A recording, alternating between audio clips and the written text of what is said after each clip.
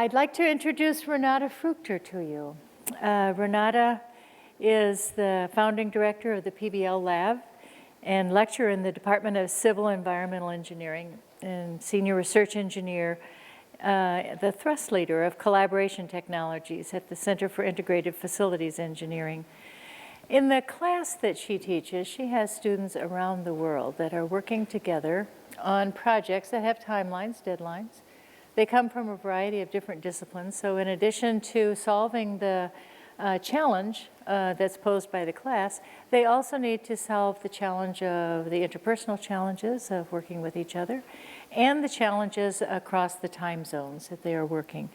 And it is often said that that the necessity is the mother of invention.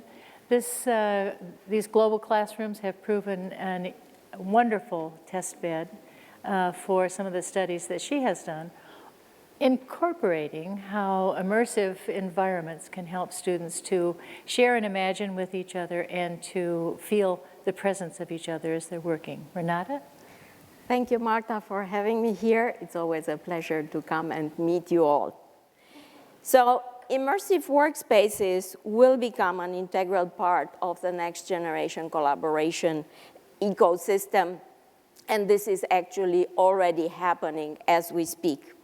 They will offer really new paradigms to co-create, to experience future products.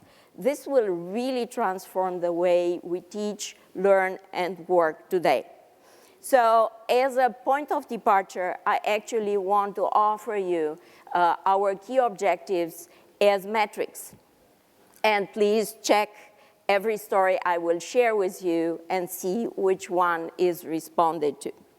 Reduce rework, reduce coordination overhead, reduce response latency in cross-disciplinary, geographically distributed project teams, no matter what your product is. Increase engagement, team identity, agility, and collaboration. So all the examples I will share with you, as you heard already from Marta, will be from our ongoing PBL Lab research and development focused on collaboration technologies, interactive workspaces and places, and new emergent work practices and processes, as well as our architecture, engineering, and construction global teamwork education program that I've been teaching for 2 decades. So as we live, move, and interact in the 3D world, we understand the 3D world. Actually, architects, engineers, and builders think in 3D, and they create in 3D. For centuries, they have used 3D physical models to actually communicate the design intent to the client. However, very quickly, drafting efficiency, technologies, and methods have flattened these 3D models to 2D abstraction and representations in the form of documents, very often paper documents. And then came the computer-aided technology that allowed us as a team, as clients, to view these 3D models on a 2D flat screen and integrate these discipline models to very quickly identify clashes across discipline models in order to save time and money.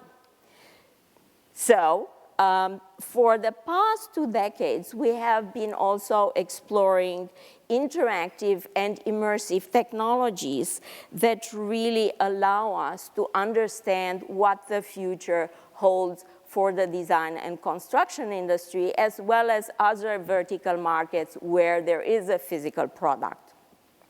For instance, our mixed media, mixed reality collaboration environment that links an interactive physical room with touch displays all around you with a virtual collaboration space to really allow the team and the clients to understand correlations, compare alternatives, and make decisions rapidly. And so as every global team has given a collaborative virtual world.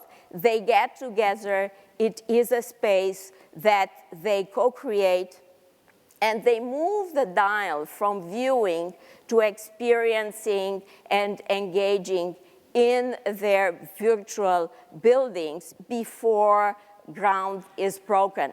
So they can rapidly troubleshoot often and early and make decisions and reduce coordination overhead. So let me give you one of the stories of a typical team and one of the students. Oops. I'm an undergraduate at Stanford University. In 2011, I was an apprentice in Island Team, one of the 6 global student teams in the AEC Global Teamwork project-based course offered at Stanford with partners worldwide. Our challenge was to design a 30,000 square foot university building in the University of Puerto Rico while being remotely located around the globe, and our team won the Swinnerton Native Challenge for our design. I think the first key to our success as Island Team was that we were excellent at communication. If language and culture are barriers, then you need to find something that transcends these barriers, and for us, it was humor. In one of our very first brainstorming sessions, Frank, our lifecycle financial manager from Germany, said that he wanted a bar in the building, and I think the first thing I asked was, how many square feet would that be? We ended up putting a cafe in the final design, and a lot of thought went into how that would activate the social space, improve circulation, and even turn up a small profit. In other words, we took ownership of our work and we made it fun. For the final presentation, Frank even brought us his favorite beers from Germany, and Rebecca, our architect, brought her family's native coffee from Puerto Rico.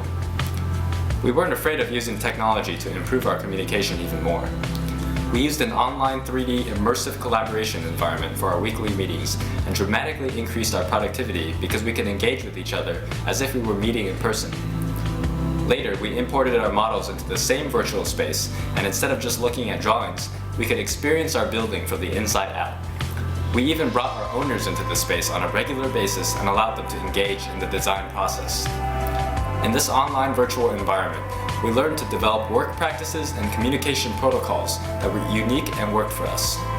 When we ran our weekly meetings, we didn't waste time doing show and tell.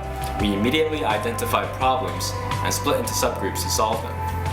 At the end of the hour, we drew up an action list and scheduled additional subgroup meetings throughout the week. We kept all our work transparent through file sharing. This collaboration space also offers a social construct. As we move into mobile knowledge work, we are losing all this physical interaction.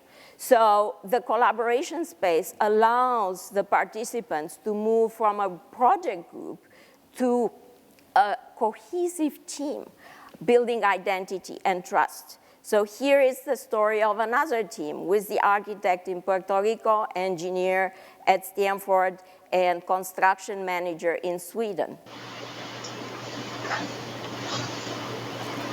This is their collaboration space. The lights are turned off. Everybody comes in. Happy birthday to you. Woo! Happy birthday to you. Happy birthday to you. Happy birthday, dear Gabby. Dear Gabby.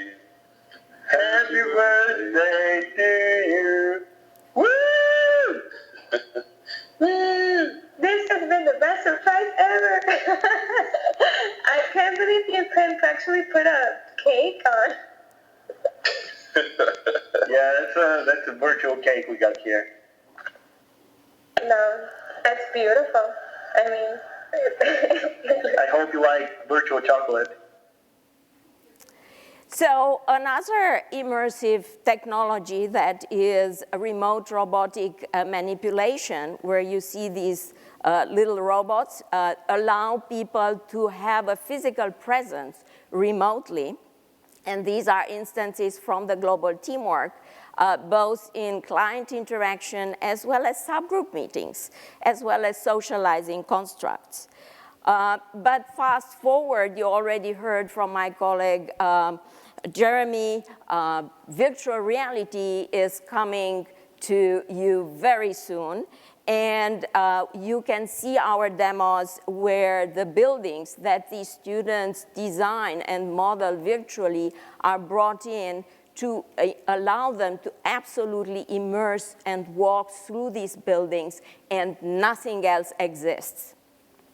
Fast forward, we very soon will have a mixed reality technology coming from Microsoft, HoloLens, and this is a demo example provided by Trimble that is a software and hardware offering in the design and construction industry that allows the client and the team members to overlay, to project a holographic view of the building model on top of physical, partially constructed buildings and solve problems in real time. So very quickly, let's revisit our objectives, metrics, and outcomes, because we are studying the impact of these technologies on behavior, on team process, and team dynamics. And so we start to measure and see zero rework, sprints within sprints, and moving the dial from decisions made within many weeks to days and hours, as well as increased engagement, team dynamics, team identity, agility, and collaboration.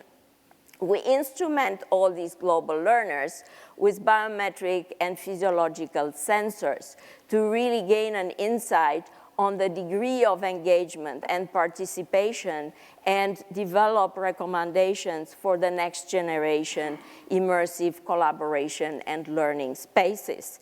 So to give you a quick additional immersive technology and space example, this is our Stanford Hive, where our team is really visualizing and analyzing this rich, big data. Thank you so much, and I would also like to acknowledge our fantastic sponsors, National Science Foundation, TechS in Finland, mediaX, Konica Minolta, and SMART.